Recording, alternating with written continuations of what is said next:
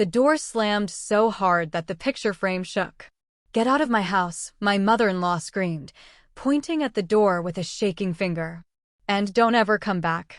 I stood frozen in the living room, my hand pressed against my stomach. She wasn't alone. Standing beside her was my husband's pregnant mistress. And the cruelest part? I was pregnant too. But no one knew. Not even my husband. My name is Emily Carter, and this is the story of how I lost everything in one night. And how the man who destroyed my life became the doctor who saved it. It was a cold Thursday evening in Columbus, Ohio. I remember it clearly because I had just finished cooking dinner. Chicken soup. Soft bread. Something light because I had been feeling sick for weeks. Morning sickness, I later realized. At that time, I didn't even know I was pregnant. I wiped my hands on a towel and heard the front door open. My husband, Daniel Carter, walked in. But he didn't come alone. His mother, Margaret Carter, followed behind him. And behind her, a woman I had never seen before. She was young, pretty, and holding her stomach protectively. That was when my heart started to race. "Daniel?" I asked softly. "Who is she?" Daniel didn't look at me. He didn't even take off his coat. Margaret answered instead. "She's Lily," she said coldly. "And she's carrying my grandchild." The room spun. "What?" I whispered. Lily looked down, pretending to cry, but her lips trembled with something else. Fear? Or guilt? Or victory? Daniel finally spoke. "Emily, I didn't know how to tell you." My ears rang. "You didn't know how to tell me what?" I asked, my voice shaking. Margaret crossed her arms. "My son made a mistake," she said sharply. "But now there's a baby involved. And blood comes first." I stared at Daniel. "How long?" I asked. He swallowed. 6 months. 6 months. 6 months of lies. 6 months of betrayal. 6 months while I cooked his meals, washed his clothes, waited for him every night. "I'm pregnant," Lily said quietly. Margaret smiled. "We can't let an innocent child suffer," she said. "So Lily will move in." My knees felt weak. "And me?" I asked. Margaret looked at me like I was nothing. "You," she scoffed. "You can leave." "Mom," Daniel started. Margaret raised her hand. "This is my house," she said. "And I won't have you living under my roof anymore." I looked at Daniel. He said nothing. Not one word. That silence broke me more than any scream ever could. Something inside me twisted painfully. I felt sick again. I pressed my hand to my stomach instinctively. No. Not now. Not here. I couldn't tell them. If they could throw me out like this, what would they do if they knew I was pregnant too? So I stayed silent. Margaret handed me my bag. "You have 5 minutes," she said. 5 minutes. To pack up my life. I grabbed clothes. Photos. My passport. I didn't take the wedding album. What was the point? As I stood at the door, Margaret spoke again. "And don't you dare come back asking for money," she said. "My son doesn't owe you anything." I turned to Daniel one last time. "Did you ever love me?" I asked. He looked away. That was my answer. I stepped outside. The cold air hit my face. The door closed behind me. Locked. Just like that. I stood on the sidewalk with a suitcase and nowhere to go. That was the moment I realized. I was completely alone. My stomach tightened again. Stronger this time. I bent over slightly, breathing heavily. Something was wrong.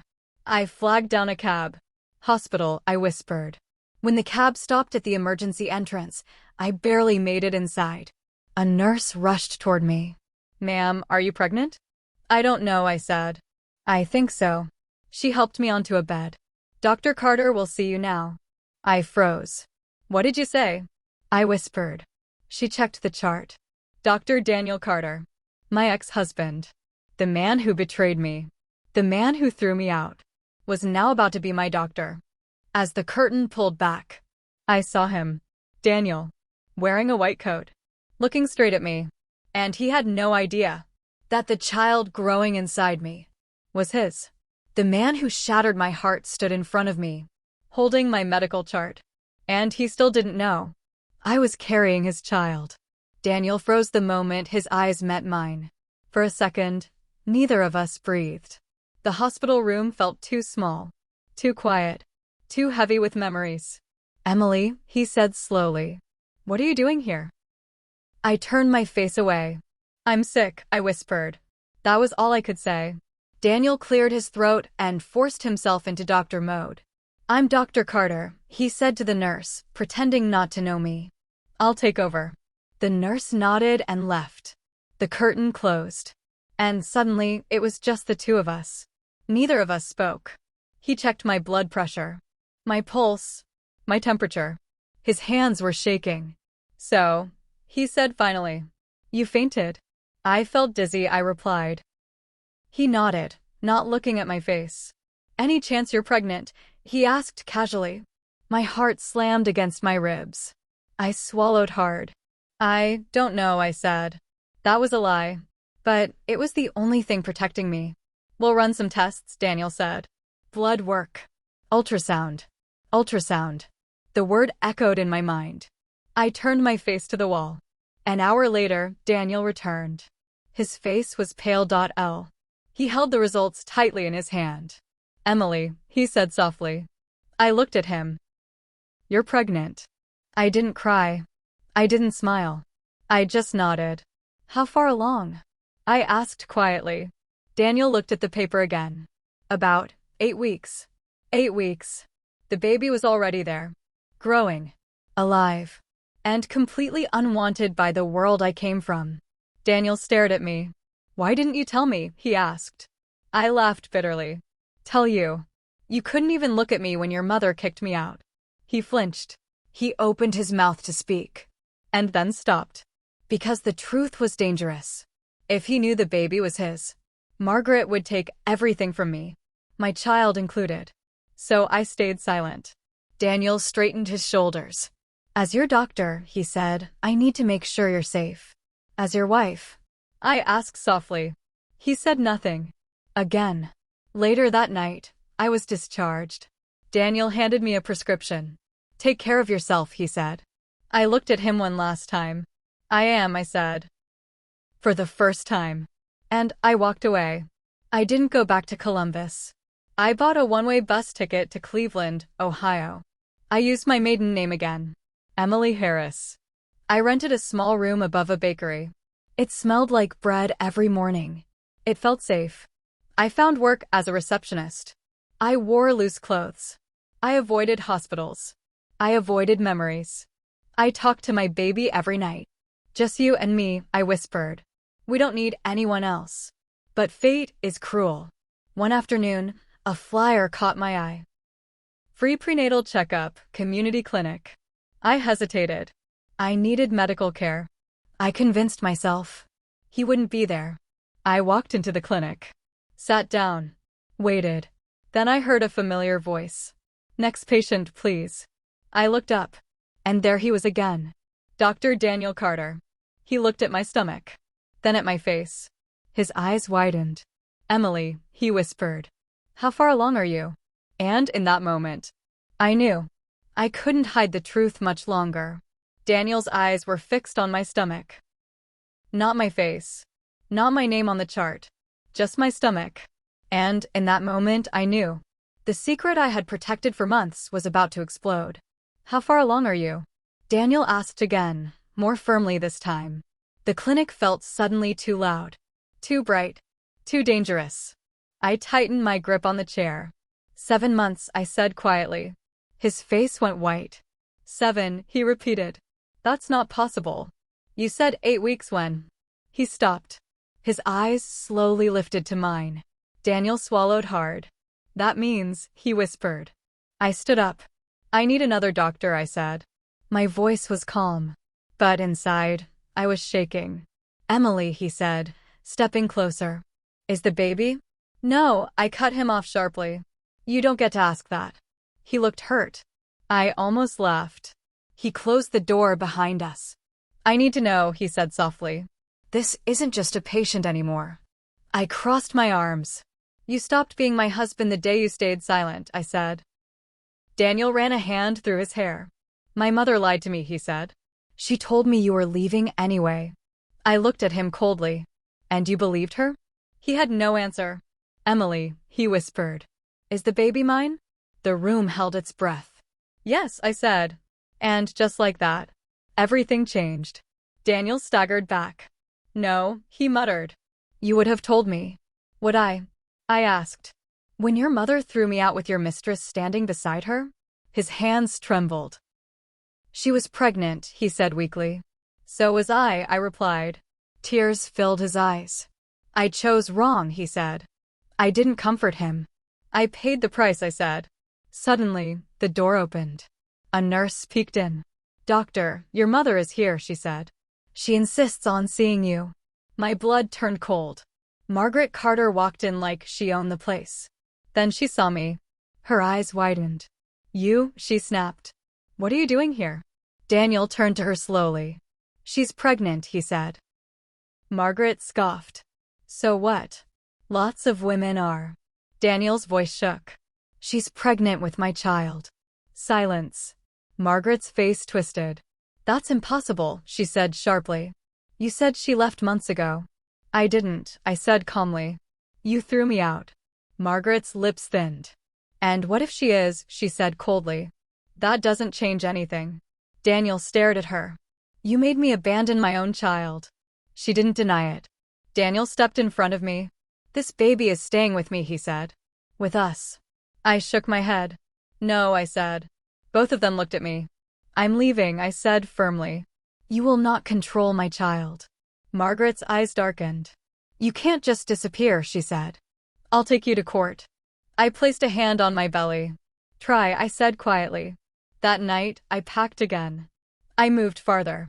To Madison, Wisconsin. New job. New clinic. New life. I blocked Daniel's number. I blocked Margaret's name. 2 months later, I gave birth to a baby girl. Alone. No husband. No family. Just me. I named her Grace. Because she survived everything. But fate wasn't done with me yet. Because 6 months later, a letter arrived. From a lawyer. And inside was Daniel's name. The envelope was thin. But the words inside were heavy enough to crush me. Daniel Carter was asking for custody. I stood in my tiny kitchen in Madison, Wisconsin, holding the letter with trembling hands. Grace was asleep in her crib behind me. Peaceful. Innocent. Unaware that the world was already trying to pull her apart. The letter was polite. Too polite. Mr. Daniel Carter respectfully requests shared custody of his biological daughter, Grace Carter. Biological. The word burned. I dropped into a chair. No, I whispered. You don't get to take her. Grace stirred. I rushed to her crib and held her close. I won't let them, I promised. The next morning, I met Sarah Mitchell, a family lawyer. She read the letter carefully. You hid the pregnancy, she said calmly. That can complicate things. I was protecting my child, I replied. She nodded. And that matters. The hearing was scheduled in Columbus, Ohio. Back where everything broke. I hadn't been there since the night I was thrown out. The courtroom smelled like dust and old paper. Daniel stood across the room. He looked different. Tired. Thinner. Older. Margaret wasn't with him. That surprised me. Ms. Harris, the judge said. Why didn't you inform the father? I took a deep breath. Because his mother threatened me, I said. And because he didn't protect me. Daniel stood. I failed her, he said. But I want to be a father. The judge nodded thoughtfully. Then something unexpected happened. Daniel's lawyer stood. Mr. Carter has severed all legal and financial ties with his mother. I looked up sharply. Daniel met my eyes. I chose wrong once, he said quietly. I won't do it again. The judge made a decision. Supervised visitation only, he said. For now. My knees almost gave out. Grace stayed with me. Daniel sat on the floor of the visitation room. Grace crawled toward him. He cried. Real tears. I watched silently. After the visit, Daniel spoke. Lily lied, he said. The baby wasn't mine. I nodded. I know. Margaret had known too. Do you trust me? Daniel asked softly. I looked at Grace. I trust myself, I said. Weeks passed. Daniel showed up. Every time. On time. Respectful. Humble. One day, he said something I never expected. I'm sorry, he whispered, for not protecting you. I didn't forgive him. Not yet. Then the judge ordered a psychological evaluation. Amped the first name on the list was Margaret Carter. Margaret Carter had controlled everyone's life for years. But this time, she was the one being examined. I was feeding Grace when my phone rang. It was my lawyer, Sarah. The evaluation is done, she said. And it's not good for Margaret. My heart pounded. The psychologist documented emotional abuse, Sarah continued. Manipulation. Control. Threats. I closed my eyes. Finally, someone believed me. Margaret sat stiffly in the courtroom. Her face was pale. Her hands clenched. The confident woman I once feared was shaking. Mrs. Carter, the judge said, your behavior directly endangered this family. Margaret opened her mouth to argue. But the judge raised his hand. Enough. Daniel stood up. I choose my daughter, he said. Not control. Not fear. Margaret's eyes burned with rage. The judge's voice was firm. Mrs. Carter will have no contact with the child. I gasped. Daniel closed his eyes in relief. Margaret stood suddenly. This isn't over, she shouted. Bailiffs escorted her out. The door closed. And with it, her power ended. Outside the courthouse, Daniel approached me slowly. She can't hurt us anymore, he said. I looked at Grace. For now, I replied. Weeks turned into months. Grace grew. She laughed. She crawled. Daniel kept showing up. Consistent. Calm. Changed. One evening, Daniel asked quietly, can we try as parents? I didn't answer right away. I won't go back to the past, I said. But I won't block the future either. He nodded. That's enough. That night, there was a knock at my door. I froze. I looked through the peephole. Margaret. She stood there alone. Older. Smaller. And whispering one word. Please. My hand rested on the doorknob. On the other side stood the woman who destroyed my life. And yet, she was crying. Margaret Carter didn't look powerful anymore. Her hair was messy. Her shoulders slumped. Her eyes swollen from tears. I just want to see her, she whispered. My granddaughter. I didn't open the door. You lost that right, I said through the door. When you threw me out. Her voice cracked. I was wrong. The words sounded strange coming from her mouth. I was afraid, Margaret said. Afraid of losing control. Afraid of being alone. I leaned my forehead against the door. That fear destroyed me, I replied. Grace cried softly from her crib. Margaret heard it. Her breath caught. I opened the door. Just a little. You don't get access, I said firmly. You get accountability. She nodded slowly. I accept that. Margaret dropped to her knees.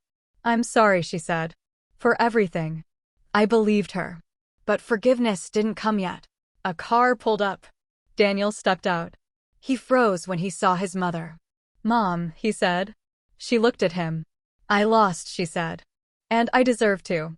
I choose my family, Daniel said. Without fear. Margaret nodded. And walked away. Months passed. Grace took her first steps. I smiled again. I slept through the night. Daniel and I co-parented peacefully. Not as husband and wife, but as parents. And that was enough. One sunny morning, Grace laughed between us at the park. I realized something important. I wasn't broken. I survived. I lost my home, my marriage, my trust. But I gained something stronger. My voice, my child, my freedom. If this story moved you, like, subscribe, and share it with someone who needs strength today. Comment below. Do you believe people can truly change? Thank you for listening.